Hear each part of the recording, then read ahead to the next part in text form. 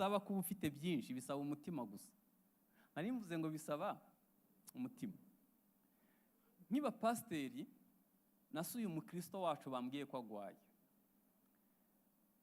Yari atuye ahantu ndamusura, muganiza amagambo y'Imana menshi, ndangije ndamusengera. Nari mfite 10,000 mu mufuka, ariko icyo gihe nari mfite n'ubukene, mbona 10,000 bitari bumpaze mu rugo.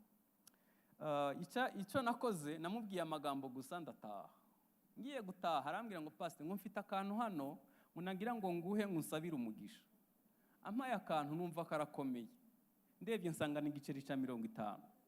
Ndamaze kubera ko mpaye 50, arambwira ngo muri iyi nzu imbere n'inyuma mfite igiceri cya 50. None nsabira umugisha ku Mana. Tuzi kuvuga ibigambo gusa. Tuvuga ibigambo bitagira ubuntu, bitagira urukundo. Tukariri topic bamaye ko tuzaganiraho ivuga ngo urukundo dukunda Imana rudutera kuyikorera. Urukundo dukunda Imana rudutera kuyikorera. Amen.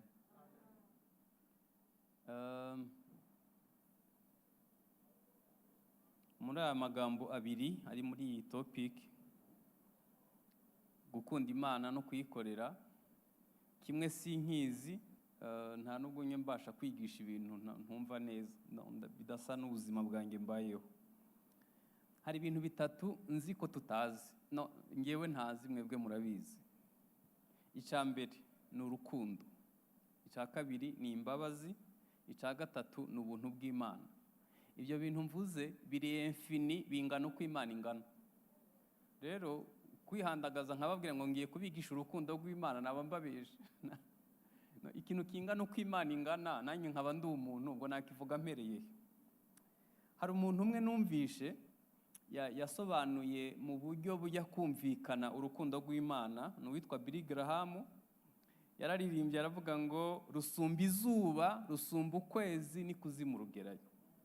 Hanyuma aravuga ngo inyanja zose zibaye wino, ijuru rikaba impapuro, abisi bose bakaba banditse. Ibyo mvuze nabyo ndabizi ko mutabyumvisha. 2/3 by'isi bigizwe n'amazi. Wafata ayo mazi yose akaba wino. Hanyuma isanzure, nta muntu n'umwe ku isi azi isanzure aho rigarukira.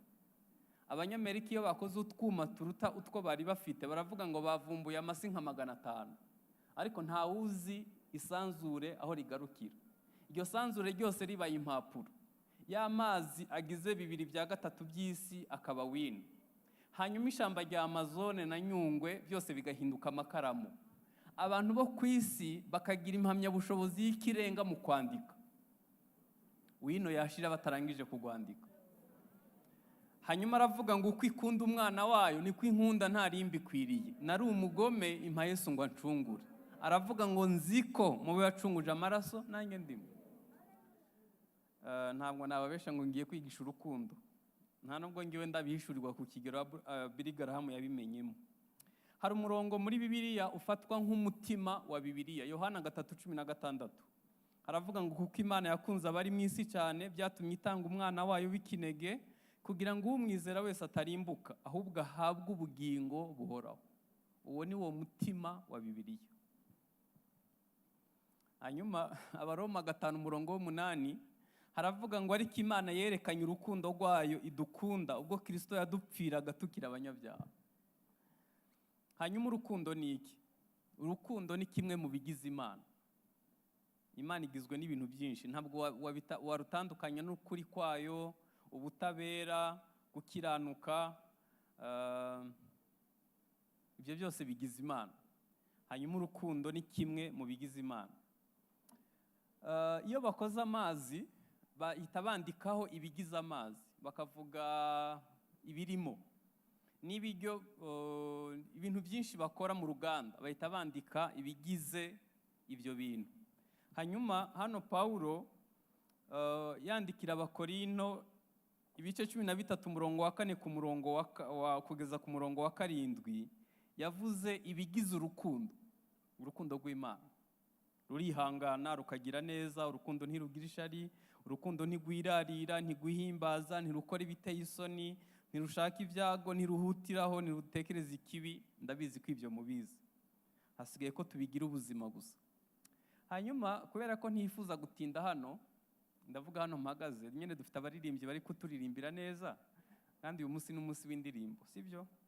Nashaka kubabwira inzego enye z'urukundo. Ushobora kongeraho izindi ukazigira 10, nge nahisemwo kuvuga inzego enye z'urukundo. Mwibuke ko topic yacu ivuga ngo urukundo dukunda Imana rudutera kuyikorera. Umunsi twagumvishe gukorera Imana bizatworohera. Inzego enye z'urukundo bituma tuyikorera. Urwego rwa mbere ni ugukunda Imana.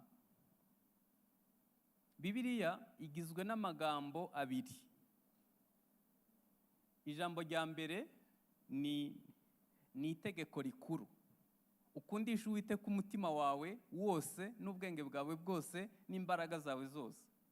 Mbibutse ko ibyo ari byo bice bitatu bigize umuntu. Umutima ni umwuka, ubwenge buba mu gice cyitwa ubugingo, imbaraga ziba mu gice cyitwa umubiri. Hanyuma Bibiliya igizwe nanone n'inshingano nkuru. Urakoze cyane. Bibiliya igizwe n'inshingano nkuru. Inshingano nkuru ni ugukorera Imana. Mujyana ubutumwa bwiza uhereye Yerusalemu kugera ku mpera y'isi. Ayo niyo magambo abiri. Bibiliya uyirezimye mu magambo abiri. Igizwe n'itegeko rikuru n'inshingano nkuru. Urwego rwa mbere rw'urukundo rero ni ugukunda Imana. Iyo wasobanukiwe urukundo rw'Imana, kuyikorera birakorohera. Ntekereza ko madamu yari mu mujyi arimo kureba amashati, abona yose yayangurira. Ntekereza ko kugirira neza umwana wawe ntabwo bisaba imibare, ariko twe gukorera Imana bidusaba imibare. Kubera iki? Dushobora kuba twayikundishije umwuka, ubugingo butarayikunda n'umubiri utarayikunda. Ukundisha Uwiteka umutima wawe wose n'ubwenge bwawe bwose n'imbaraga zawe zose. Muri fiyansa yanjye na madamu, utumesaje yanyandikiye naratubitse muri telefone. Rimwe ngiye kwigisha, tumaranye nk'imyaka 5, nagiye kwigisha muri kaminuza i Butare, hanyuma telefone bayinyibira Nyabugogo. Ntababeshe, sinaba n'agaciro ka telefone, nababajwe na mesaje zari zirimo. Ariko ibyo yanyandikiye byo biri hadi by'impapuro, narabibitse, nzabyereka n'umwuzukuru. None nagira ngo mbabaze ko Yesu ari umukwe natwe tukaba turi abageni. Mwari muzi ko Bibiliya ari akandiko ka fiyanse? None umaze kukarangiza kangahe? Umuntu ukunda ku rwego rwa fiyanse yakwandikira mesaje ukara utarangije kuyisoma? Hari igihe twibesha ko dukunda Imana. Ikintu ukunda ntukiburira umwanya. Ababyeyi hari igihe tubura umwanya w'abana bacu kugira ngo tuganire byibuze iminota 30 mu cyumweru, ariko iminota 90 y'umupira ku muntu w'ukunda ntayibura. Urukundo dukunda Imana no gukorera Imana. Iyo usomye Matayo 25:35 haravuga ngo kuko nari nshonje mukamfungurira, nari mfite inyota mu micyonwa, nari umushyitsi murancumbikira, nari nambaye ubusa muranyambika, nari ndwaye muransura, nari mu nzu y'imbohe muza kundeba. Umwami azabasubiza ati ndababwira ukuri, ubwo mwabikoreye umwe muri bene data aba boroheje bari hanyuma y'abandi, ari nge mwabikoreye. Ubwo urukundo ntiruhuye no gukorera Imana, kandi ugakorera Imana ku muntu yoroheje kuruta abandi. Ibyo kubaka urusengero n'ibindi ndaza kubivuga mu kanya. Urwego rwa mbere rw'urukundo ni ugukunda Imana. Urwa kabiri ni ugukunda mugenzi wawe nk'uko, nabyo ndabizi ko tutabyumvisha. Gukunda mugenzi wawe nk'uko wikunda ni ukumva unyotewe ukigurira fanta, ugatekereza ko ari undi muntu unyotewe ukeneye fanta. Ni ukwigurira ishati ugashaka undi muntu yigurira. Ni ukwigaburira ugatekereza undi muntu nawe ushonje. Ni ukuva mu bukode ukazashakisha undi muntu mu buzima uzakura mu bukode. Usanze hari ukunda ku rwego wikundaho. Urwego rwa mbere rw'urukundo ni ugukunda Imana. Urwa kabiri ni ugukunda mugenzi wawe nk'uko wikunda. Iwacu mu rugo hari isengesho nababujije gusenga ku meza, rivuga ngo Mana, ngo abatabibonye ngo ubibuke. Abatabibonye ntabwo muzi aho batuye. wambwira gute ko ukunda Imana ugura umufuka w'umuceri ukawujya ukiyongeza uwa kabiri nta sahani uhaye umukene? Cyakora imifuka 100 wariye ni 0, isahani wahaye umukene uzayisanga mu ijuru. Nari nshonje muramfungurira. Tekeza kuba mu rusengero harimo umuntu ushonje urangiza amasengesho akayafunguza andi, hanyuma kandi mukaba muririmbana, mwajya kugura ibyuma yabura umusanzu mukamuhagarika. Abo nabo muri Zambia si mwebwe. Nari mfite inyota mu miconwa, nari umushitsi murancumbikira. Urwego ndashaka kwihuta ngasoza. Urwego rwa 3 rw'urukundo no gukunda umwanzi wawe. Abaroma 12 umurongo wa 20, ahubwo umwanzi wawe nasonze umugaburire, nagira inyota umuha icyanywa, kuko nugira ucyo uzaba umurunzeho amakara yaka ku mutwe.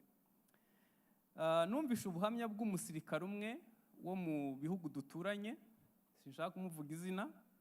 Uwo musirikare bariho baragwanya abacengezi bo muri ico gihugu. Hanyuma uwo muyobozi w'abacengezi, abasirikare baje kumenya ko yaje gusura mama we. Babimenye bahita baraza bagota inzu yo kwa mama uwo mukuru w'abacengezi. Bavuga cyane, baravuga ngo twamenye ko hari, sohoka ku neza niba udashaka gupfana na mama wawe. Hanyuma umusirikare nyene nta udakunda mama we arasohoka. Ubwo abamurindaga bo bari babarangije kera. Asohotse yumva ku muryango hahagaze umuntu. Asohokana icuma ca gisirikare ahita kimutera. Uwo musirikare niwe yampaye ubuhamya. Gihita kinyura mu mwenda wa gisirikare nticatobora umutima. Hanyuma baramufata baramuhambira bamujyana mu kigo ca gisirikare aho abasirikare bari bacumbitse, bamukorera nyene nk'ibyo bakorera uwo muntu wo kuri urwo rwego. Byageze nka 9:00 y'ijoro asigaranya kuka kanyuma ndavuga gukunda umwanzi. Noneho wa musirikare w'umukristo bateye icuma niwe yari ku burinzi. Amurebye ahari abona asigaranya kuka kanyuma. Aravuga ati ko nkijijwe kandi ntifuza ko uyu muntu arimbuka, niki nakora? Cyambere yakoze yaramuhambuye, amuha utwo kujya. Aramubwira ati undebye, amatangiye nko guhembuka, aramaze ati undebye wamenya? Aravuga ati ntabwo nkuzi. Noneho bakitangiye kuganira, abona isaha yiwe y'ukuveya y'uburinzi irarangiye. Aravuga ati nihagira undi ubyuka arahita murangiza. Ahita ajya kubabwira ati ntimubyuke nabuze ibitotsi, mwebwe mukomeze mujyame ngewe ndageza mu gitondo. Arangije abona igihe umwanya wo kumwatuza. Aramubwira ati rero ni ngewe wateye icuma, nari ku muryango cagiye twaza kugufata. None rero ngiye kuguha amahirwe, ntabwo nzi niba ubaho, ariko wakire Yesu umwami n'umukiza. Ngewe ndi umukristo, niyo mpamvu nkugaburiye utarubikwiriye. Aratura arihana, yakira Yesu umwami n'umukiza. Mu gitondo bakangutse basanga wa muntu yahembutse. Baravuga ati mbega umuntu yakoze ibi bintu agomba gupfana nawe. Bahita baratangura kuvuga ati ni runaka, naye ngiye kumuvuga izina, ni runaka yatubujije kubyuka.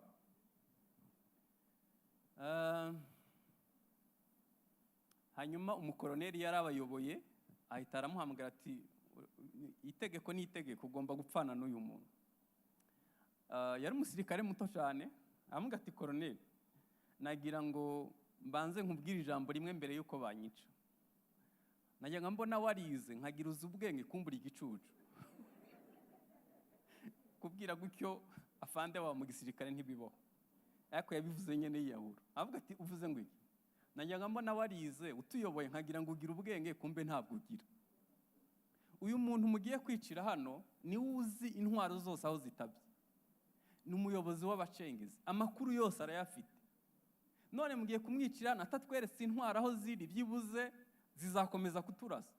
Ubwenge wize burihe? Wa mugabo avuga ngo uzi ko ari byo.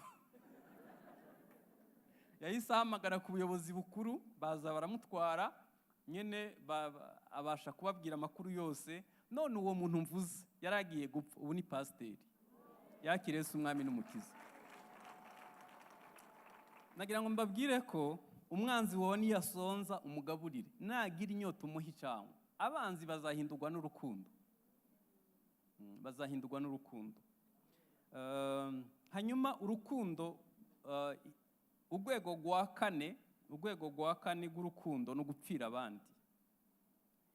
Yohana nababwiye ijambo rifatwa nk'umutima wa Bibiliya. Yohana 3:16 haravuga ngo kuko yakunze abari mu isi byatumye itanga umwana wayo. Hanyuma urwandiko rwa mbere rwa Yohana ibice 3:16 haravuga ngo iki nico kimenyesha urukundo icyo ari cyo, nuko Yesu yatanze ubugingo bwe ku bwacu, natwe ikidukwiriye ni ugutanga, nuko twatanga ubugingo bwacu ku bwa bene data. Iri jambo narisomye imyaka myinshi ntararyumva. Umunsi umwe ninjira mu mva ya Yesu, abantu bagiyeyo kera muribuka akugi Abongereza bari barashize ku mva ya Yesu bandikaho iri jambo. Igihe nari nicaye imbere y'imva nasomye iri jambo rivuga ngo iki nico kitumenyesha urukundo icyo ari cyo, nuko Yesu yatanze ubugingo bwe ku bwacu, natwe ikidukwiriye abicaye hano bose nuko twatanga ubugingo bwacu ku bwa bene data. Abaroma 16:3 mwumve abantu bagerageje gushira mu bikorwa iri jambo. Mu ntahirize Prusikira na Akwila bakoranye nanje muri Kristo, kandi bemeye gutanga imitwe yabo gucibwa kugira ngo bankize. Singengenye nubashima, ahubwo n'amatorero yo mu banyamahanga yose arabashima. Prusikira na Akwila bashize mu bikorwa iri jambo yo muri Yohana wa mbere 3:16. Urwego rwa kane rw'urukundo no gupfira abandi. None twe urwego turiho nta nubwo dushobora kubaka urusengero ngo rurangire. Insengero nyinshi zifungiwe kuko zitujuje ibisabwa. Ariko njye nibaza ko nta waturenganya. Basogokuru bacu basengeye Imana mu ndaro y'abazimu. Indaro y'abazimu ni akazu gato kabaga ahantu inyuma y'inzu nkuru tubamo, abantu babandigwa bagaterekerera. Abantu basenze Nyirankonjo, Imana isabiriza imena amaraso isambana, bagasengera Imana mu ndaro y'abazima, ntabwo bumva agaciro k'Imana no kubaka urusengero rwiza. Ntabwo bibaho, kubera ko biba uruhererekane rw'imyumvire. Ubundi waramenye Imana n'imbaraga zayo n'ubushobozi bwayo n'icubahiro cyayo, wayisengera ahantu hasa nk'ukwisi. Ariko kubera ko twasengeye basogokuru basengeye Imana mu ndaro y'abazimu, akazu kari inyuma iriya karutwa niyo tubamo. Hano umuntu anezezwa no kwicara ku ntebe itajya no muri jaride iwe. Umuntu akora bije, ashobora gukora akazi, ashobora gukora proje ya miliyari nk'eshanu, kandi buri mwaka iyo proje akayirangiza, urusengero tukagubaka imyaka 12. Abo mvuga ntabwo ari mwebwe. Iki nico kigaragaza urukundo icyo ari cyo, nuko Yesu yitanze ku bwacu, natwe ikidukwiriye nuko twitanga ku bwa bene data. Nagiye kubwiriza mu gihugu duturanye, hanyuma hari umwarimu twari twarabanye mu gihe kigoye, mu gihe abantu batabana. Hanyuma twicaye mu nzu iwe, abacengezi bahita badutera, abagwanyi bo muri ico gihugu bahita badutera. Baravuga ati aba bantu bagomba gupfa nta kindi ubajije. Twari duhishije ubugari tutaraburya. Ahita arasohoka aravuga ngo bene da, ngo aba n'abantu b'Imana, ngo mubishe mwazagira urubanza rutazabavaho. Aravuga ngo nemeye gupfa n'umugore wanjye ariko abantu ntibapfa. Ndashimira Imana ko nabayeho. Hari abantu barenze urwego rwa mbere rw'urukundo n'urwa kabiri, ashobora kwitanga mu cyimbo cyawe. Hanyuma kuri ubu tumerewe gute? Ubwo ndavuga ku rukundo. Kuri ubu tumerewe gute? Matayo 24:12 haravuga ngo kuko ubugome buzagwira, urukundo rwa benshi. Hano mwebwe muragerageza. Nta mushumba n'umwe ndumva atanga itangazo ryo kudakundana. nta muntu arigisha ngo abuze abantu ngo ntimugakundane, ariko bifite ukuntu byikoze. Abakire barabana, umukene akabura uwo babana. Ubukwe bw'umukire twese tuba duhari, umukene abutaha wenyine. Umukene yabyaye arihemba, umukire yabyaye twese turamuhemba. Iyo nyigisho nta muntu yayigishije, ariko byarikoze, kuko ubugome buzagwira. Urukundo rwa benshi. Urwandiko rwa kabiri rwa Timoteyo, Paulo yandikiye Timoteyo ibice 3:2 haravuga ngo kuko abantu bazaba bikunda, bakunda impiya, birarira, bibona, batukana, batumvira ababyeyi. Ibindi bikurikira uzabisoma. Abantu bazaba bikunda, bakunda impiya. Ibyahishuwe ibice 2:4 haravuga ngo ariko rero mfite icyo nkugaya, nuko waretse urukundo rwawe rwa mbere. Aho hantu iri torero ryari ryubatse kuri ubu ni muri Turukiya. Ahantu hari hubatse iri torero rya Efeso, kuri ubu hasigaye ibisigazwa bya fondasiyo ba mukerarugendo bajya gusura. Abayisilamu ni 99.9%. Iyo bagufatanye biriya baguca umutwe. Kandi hahoze amatorero 7 ya Efeso. Bari bafite dogitrine nziza, baziza akantu kamwe gusa, kubura urukundo rwa mbere. Mpagaze ku maguru yanjye abiri, ibyo mvuga ndabizi neza. Itorero nitagaruka ku rukundo rwa mbere, abakristo bazashiraho muri iki gihugu bajye bavuga ngo higeze kubaho. Ibyo mvuze ndabizi neza. I Burayi bagize ububyutse, bagifite urukundo rwo gukunda Imana no kuyikorera. Bagira ububyutse hafi kuri metero 100 bubaka urusengero kandi gwiza. Izo nsengero ubu zisigaye zirimo abakecuru nka 4, izindi zabaye mize, izindi zabaye imisigiti, izindi bazerekaniramwo ibiteye isoni. Kubera iki? Babuze urukundo. Ikintu kidukwiriye ni ukugira urukundo. Hanyuma rero urukundo nirwo rudutera gukorera Imana. Kimwe mu byo twaremewe harimo gukorera Imana. Rwandiko rwa mbere rw'Abakorinto 15:58 haravuga ngo nuko bene data bakundwa, mukomere mutanyeganyega, murusheho iteka gukora imirimo y'umwami, kuko umuhati wanyu atari ubusa ku mwami. Ntabwo gukorera Imana bisaba kuba ufite byinshi, bisaba umutima gusa. Nari mvuze ngo bisaba umutima. Nkiba pasiteri nasuye umukristo wacu bambwiye ko agwaye. Yaratuye ahantu ndamusura, muganiza amagambo y'Imana menshi, ndangije ndamusengera. Nari mfite 10,000 mu mufuka, ariko icyo gihe nari mfite n'ubukene, mbona 10,000 bitari bumpaze mu rugo. Icyo nakoze, namubwiye amagambo gusa ndataha. Ngiye gutaha arambwira ngo pastor, ngo mfite akantu hano munagira ngo nguhe ngusabire umugisha. Ampaye akantu numva karakomeye, ndebye nsanga ni igiceri cya 50.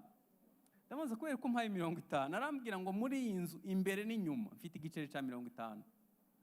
None nsabira umugisha ku Mana. Tuzi kuvuga ibigambo gusa. Tuvuga ibigambo bitagira ubuntu, bitagira urukundo, tukaririmba tukabira icuya, ni sawa, muririmbe ntacyo bitwaye. Ariko kimwe mu byo twaremewe harimo gukorera Imana. Harimo gukorera Imana.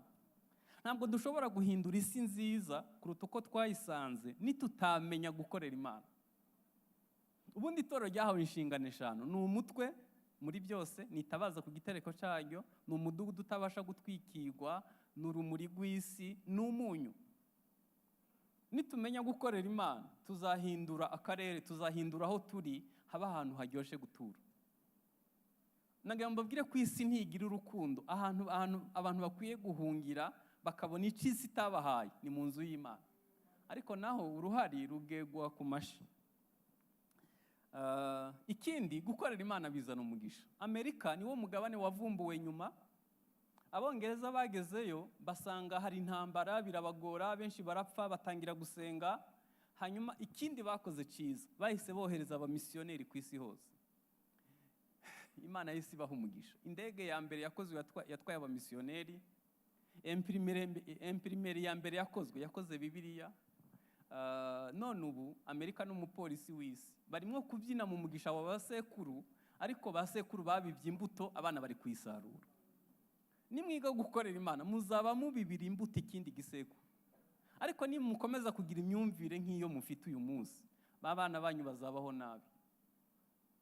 Abana bazabaho nabi kubera ko icyo umuntu abiba nicyo asarura. Birababaje ukuntu abo tuvukana twasize mu cyaro cyangwa isi yo tugiye gutanga dutanga utuvungukira dusigara ku meza.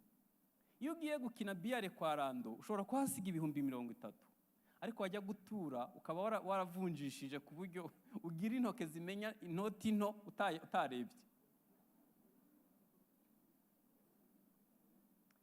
Turi gutegura igisekuru kibi. Umwana wawe numumenyereza ko batura igiceri, azarinda asaza azi ko batura igiceri. Ariko umunsi uzamutunguruka mu igihumbi ukamubwira ngo uyature, azikanga, azaba amenye ko igihumbi bagitura. Abantu dukwiye kumenya gukorera Imana. Amerika ifite umugisha uyu munsi kubera ko bize gusa gukorera Imana. Niyo bagiye kugwana muri Iraq, hano bahatera bombe, hirya yaho bakahatera igifuka ca biswi. Hanyuma hirya yaho abamisiyoneri bakahatera Bibiliya. Kubera iki? Bazi gukorera Imana. Reka mbaho urugero. Iraq mu gihe cyo kwa Saddam nta mu misiyoneri n'umwe yashobora kwinjirayo. Ariko abanyamerika igihe barashe Iraq ku rubuga rw'abamisiyoneri, kuri ubu itorero dufite rikura kuruta andi ku isi riri muri Iraq. Niho hantu dufite abakristo bari ku muvuduko utaba mu bindi bihugu na bimwe byo ku isi. Kubera iki? Byibuze abanyamerika baciye inzira, abamisiyoneri babona uko binjira. Twebwe dufite ingabo mu bihugu byinshi, Mozambique, Central Africa, Sudani n'ahandi. Nta mushumba n'umwe wo muri iki gihugu byibuze aragenda kuri ingabo zacu mwaje kuvuga ubutumwa bwiza. Kubera iki? Ntabwo twatojwe ko gutanga bizana umugisha kuruta uhabwa. Abantu bamaze kumva izina rya Yesu byibuze rimwe mu matwi yabo ni 500,000. Iyo ushizeho n'aba orthodoxe n'abakatolika ni 2 miliyari. Turacafite 1 miliyari 6 batarumva izina rya Yesu. Habe n'umunsi umwe nta n'umupadiri arabageraho. Hajya twicaye hano dukora iki? None nukubaka urusengero rwiza rujyanye n'igihe, byibuze ngo bene wacu bave mu rumogi baze bakizwe, nabyo tubikora bitugoye. Se niba tudakunda bene wacu tukaba twarabyawe n'abamisiyoneri, tutohereza abamisiyoneri, turi gukora iki hajya? Halo.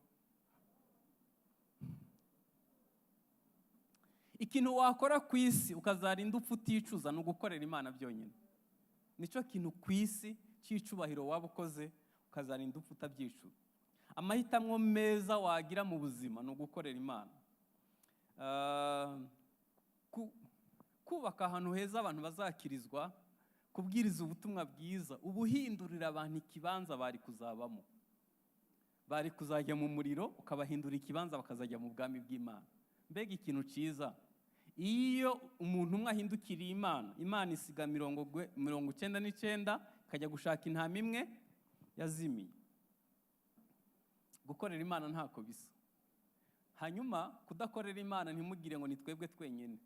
Amatorero yohereza abamisiyoneri benshi ku isi bakoresha 5% gusa y'umutungo wabo. 95% yose agaruka kubaka ubwami bwabo. Hanyuma 5% niyo ajya mu kimisiyoneri. Hanyuma muri ako 5% iyo baje nk'i Kigali ntabwo bazajya muri Nyaruguru, bahita bashinga itorero i Kigali kandi hasanzwe hari amatorero. Mwari muzi ko muri Nyaruguru ushobora kugenda ibirometero 20 utarabona urusengero. Ibirometero 20 nta rusengero ruhari. Zose zitangirira i Kigali kuko niho dutura. Ntaco byari bitwaye, ariko byibuze iyo tuba twashira imbaraga mu gukorera Imana tukazana abantu kuri Kristo, bene wacu bakava mu biyobyabwenge no mu businzi no mu bindi. Ndashaka gusoza. Urukundo dukunda Imana rudutera kuyikorera. Sinakijijwe kera, maze iminsi mike nkijijwe, maze imyaka 40 mu rusengero. Kuva mbatijwe mu mazi menshi yashize imyaka 40. Igihe nabatizwa, igihe nakizwa, twajyaga twubaka urusengero turi abantu 30. Umva nakijwe mfite imyaka 10, ku myaka 13 bantangaho kimwe mu 10 mpitanye kubana n'abamisiyoneri mu ishamba. Iyo twagiraga abantu 30 ubwo twatangira munsi y'igiti, iyo twabona abantu 30 twahita twubaka urusengero. Twabigenza gute? Ikibanza twaragisiza n'amaboko yacu, hanyuma umuntu wese aje gusenga akaza yikoreye ibuye, ayo mabuye akaba ariyo tugira fondasiyo. Hanyuma abafundi bazi kubaka bakavuga ngo tuzubaka urusengero ku buntu ntacyo dusabye kugeza guzuye. Noneho tugahita tujya mu gishanga tukabumba amatanura 4 y'amatafari, 2 tukayagurisha akavamo sima, andi 2 tukazamukana n'imitwe yacu ku kibanza, abakristo bakahita bahinduka abayede, tukubaka ibisengero binini byiza byiza binini. None abantu 1000 bubaka urusengero imyaka 10, batuye i Kigali, bakize, batabuze na kimwe. Ubwo habaye iki? Uko twananiwe gukorera Imana, nuko tutazi gukorera Imana, nuko tudafite umutima wagutse ukwirwamo abandi. Imana ikwiye ibintu byiza byo ku rwego rwa nyuma rw'ubushobozi Imana yaduhaye. Imana ntiyagusaba icyo itaguhaye, ariko ikwiriye ibintu byiza byo ku rwego rwa nyuma rw'ubushobozi yaguhaye. Uzi ko tugira abakristo ashobora gukorera marketing nka MTN ikunguka, asengana n'abakecuru adashobora gukorera agaproje ngo babone basaye gucuruza agataro. Reka dusoze dusenge. Ndabashimiye, urukundo dukunda Imana rudutera kuyikorera. Hari umutego Farawo yateze Abisirayeli, yarababwiye ngo nibagende, ngo ariko umutungo wabo n'abana babo ngo bisigare muri Egiputa. Yarababwije ukuri. Bibiliya iravuga ngo aho ubutunzi bw'umuntu buri niho n'umutima. Ntabwo bari kugenda gukorera Imana bagiye ari abagabo gusa, abagore n'abana n'umutungo wabo usigaye. Uwo mutego natwe twawuguyemo, turashaka kugenda kuramya Imana, amafaranga yacu yarasigaye, n'ibiryo byacu byarasigaye, n'imyenda yacu yarasigaye, n'ibindi byarasigaye, hanyuma dukomeze turamya Imana. Twunamisha amaso dusenge. Wibwije ukuri, ikintu kidukwiriye ni ugukunda Imana. Hanyuma muhaguruke dusenge, ababishaka muhaguruke dusengane, tubwire Imana ngo Mana twongere kugukunda, dushoboze kugukunda. Muri iyi minsi urukundo ruri gukamuka, dushoboze kugukunda Mana, mu izina rya Yesu. Turi mu minsi iteye ubwoba. Ubwo wari wicaye kuri Elayono bakubajije ikimenyetso kizagaragaza uko ugiye kugaruka, urababwira ngo urukundo rwa benshi ruzakonja. Ntabwo twifuza kujyana na benshi, ahubwo dusigaze muri abo bake ushobora kureba ukishimira, bagifite umutima nk'uwawe, bagukundisha umutima wose n'ubwenge n'imbaraga, babasha gukunda bagenzi babo, babasha Mwami kugukorera mu gihe ubahaye amahirwe. Ubuntu bwawe bubane natwe mu izina rya Kristo Yesu. Amen.